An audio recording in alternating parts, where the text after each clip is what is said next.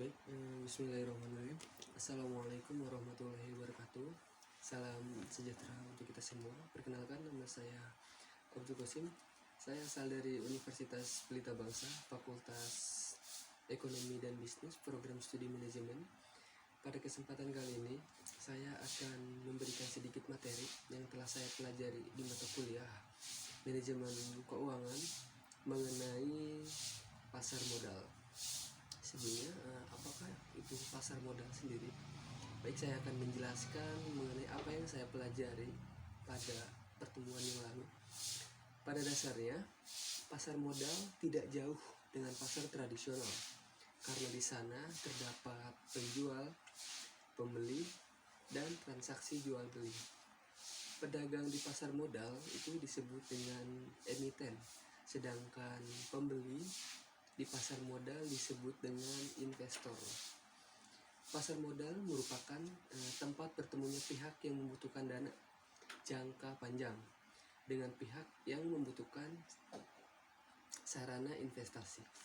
Pasar modal sendiri, produk investasi pasar modal adalah produk keuangan seperti saham, obligasi, reksadana, dan produk lainnya yang ada di 3 pasar produk tersebut. Baik, di sini saya akan memberikan materi secara singkat saja, dan adapun poin-poin yang akan saya sampaikan mengenai yang pertama struktur pasar modal Indonesia, kemudian jenis investasi, kemudian ada bagaimana merancang masa depan, kemudian ada sarana investasi, dan yang terakhir mengenai saham. Baik, untuk yang pertama mengenai struktur pasar modal Indonesia. Pasar modal diawasi oleh OJK ataupun Otoritas Jasa Keuangan.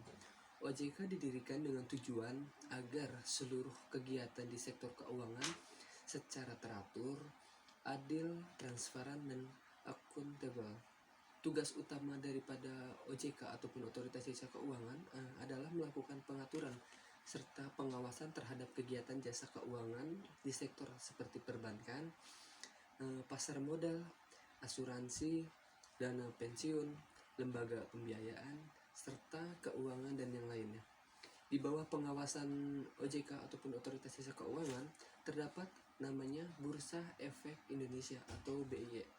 Bursa Efek Indonesia ini adalah salah satu ataupun satu-satunya perdagangan yang ada di Indonesia. Bersama dengan BIE sebagai regulator pasar modal, terdapat adanya lembaga keliling dan penjaminan ataupun LKK, LKP.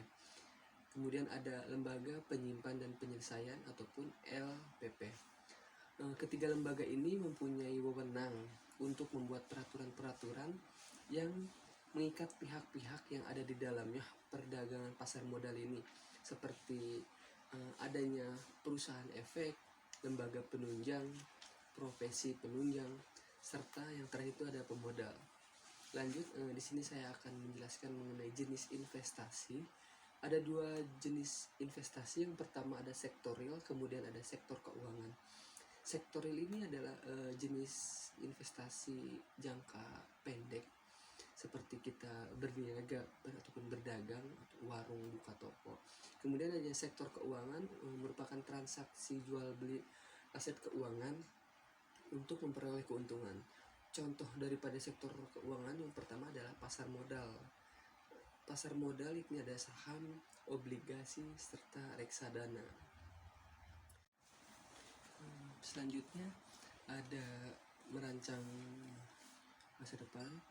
Ada 3 hal kebutuhan utama yang harus dipersiapkan untuk merancang masa depan. Yang pertama adanya pendidikan, kemudian adanya kesehatan, yang terakhir adanya rumah. Selanjutnya sarana investasi. Pada pembahasan kali ini mengenai pasar modal, ini adalah hal yang penting, yakni sarana investasi. Ada 3 hal sarana investasi. Yang pertama investasi kepada properti, contohnya seperti investasi rumah, investasi tanah, dan yang lainnya. Kemudian ada investasi pasar modal,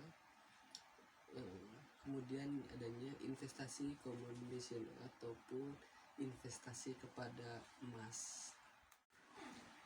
Demikian materi yang dapat saya sampaikan. Bila mana ada materi yang kurang ataupun salah penyampaian, mohon dimaafkan. Saran daripada saya untuk materi ini, alangkah baiknya kita sedini mungkin untuk dapat berinvestasi ataupun melakukan namanya investasi. Kenapa? Karena di usia muda sekarang ini sangat cocok untuk berinvestasi. Mungkin cukup sekian. Wassalamualaikum warahmatullahi wabarakatuh.